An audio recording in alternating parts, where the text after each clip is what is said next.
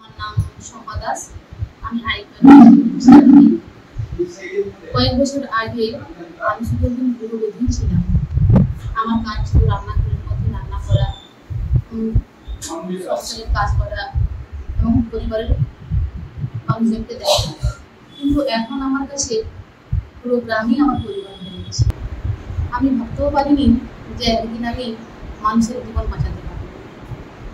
ধন্যবাদ আইফোকে, যে আমাকে ট্রেনিং দিয়েছে, আমাকে ভরসা করেছে, শিখিয়েছে কীভাবে মেশিন ব্যবহার করতে হয়, কীভাবে মানুষের সঙ্গে, কীভাবে রোগীদের সঙ্গে কথা বলতে হয়। এখন গ্রামের মহিলারা তাদের সমস্যার কথা নিয়ে আমার কাছে বলতে আসে। ওরা আমাকে ভরসা করে, গর্ব করে, আমাকে ভালোবাসে, ডাকে ডাক্তার বলে। আমি খুব গর্বিত যে এটাই আমার